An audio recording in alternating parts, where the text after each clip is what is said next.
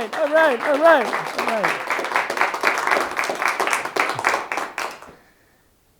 So it's September 1957, and I'm just entering my junior year in high school in Huntsville, Alabama.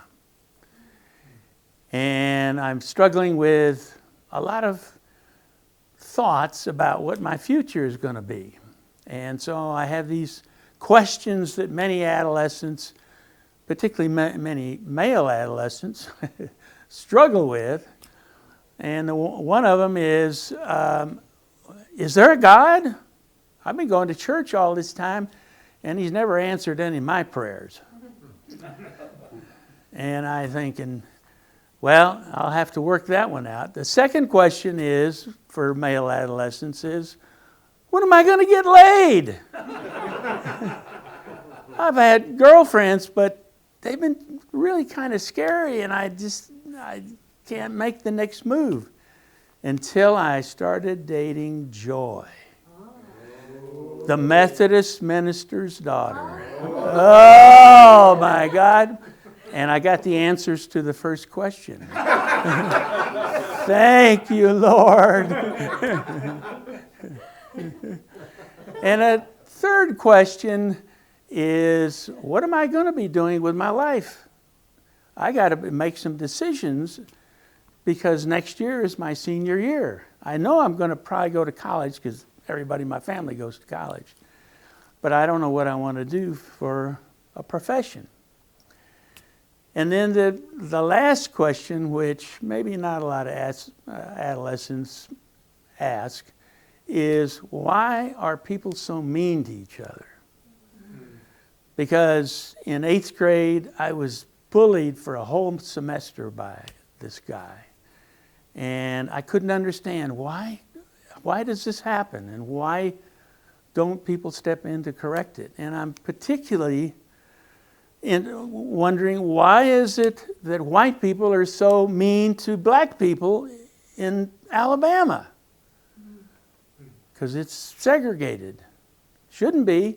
1954 decision said you shouldn't be, but it was still going on. And particularly since when I first came to Huntsville from California, I lived in California in a multicultural, multiracial, multi-language community. And I come to this strange place, and I had, I go to 8th grade, and the first day, and I talked to one of my classmates. I said, so where are all the black kids?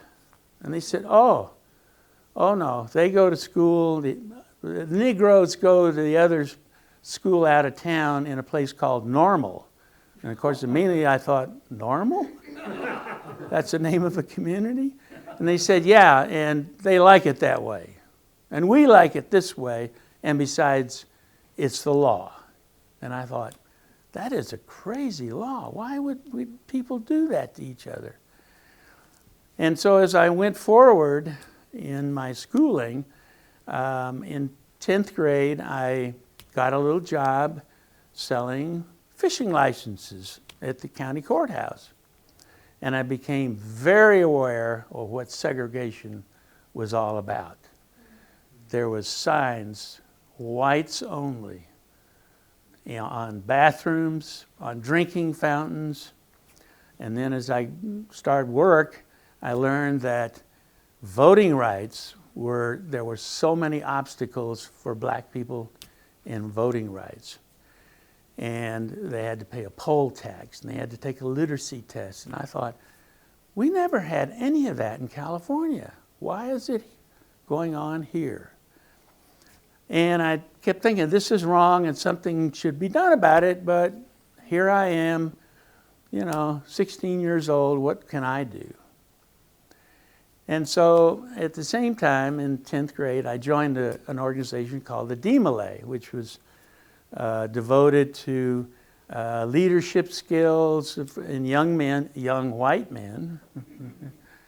And also they did service to the community. And so we went out and did, trash pickups and helped out with food pantries and that sort of thing. And they also gave out a service award every year, a leadership award every year to a white man. Not a woman or a black person, but a white man. Usually it was some prominent professional or politician, like a dentist who gave out free care to, to poor kids. And I thought, hey, maybe this year, I was talking to Tom, who was the master counselor in this organization. I had become the senior counselor. And so I thought, let's give the award to someone else that's different this year. And Tom said, well, who are you thinking about? And I said, well, I'm thinking about Dr. Joseph Drake.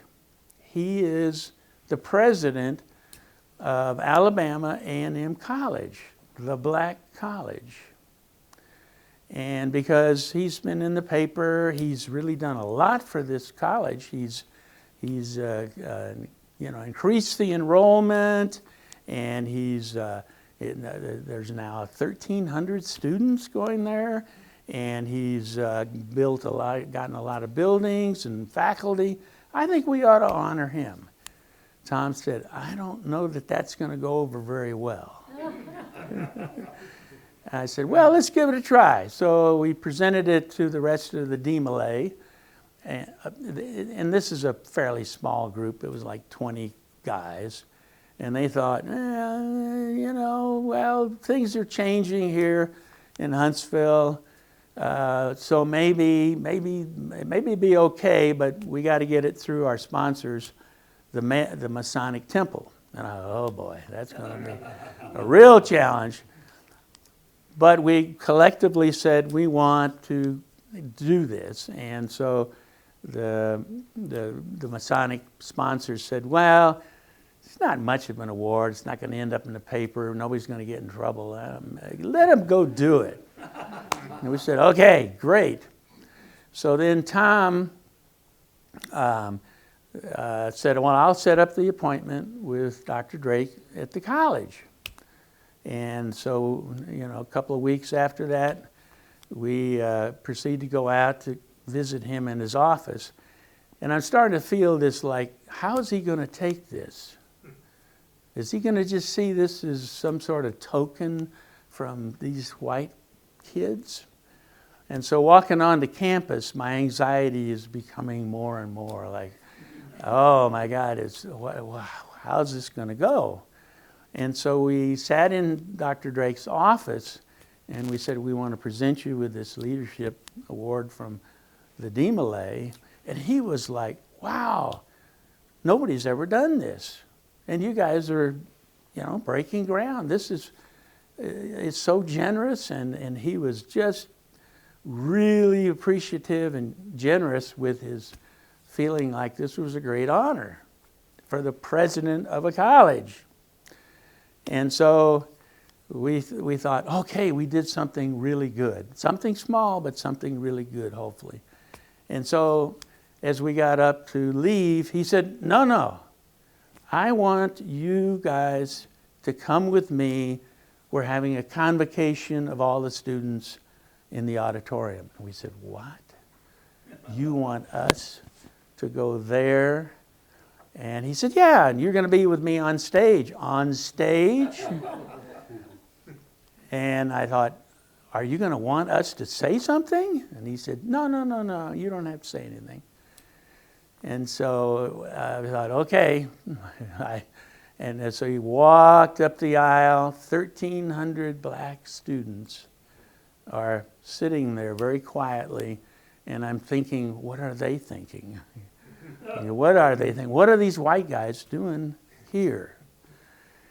And so we got up on stage, and Dr. Drake says, these gentlemen have come from this organization to give me a leadership award for this community. And in doing so, he's honoring this college, and he's honoring you, the students, as well as me. And I want you to honor them. 1,300 black students stood up and started singing their school song. Some of the lyrics being, "Long may you live a blessed life to take a stand for right and justice." And with that, we started leaving the auditorium, and with tears in my eye, I felt like I know what I'm going to do for the rest of my life. I'm going to be of service to others. Thank you very much.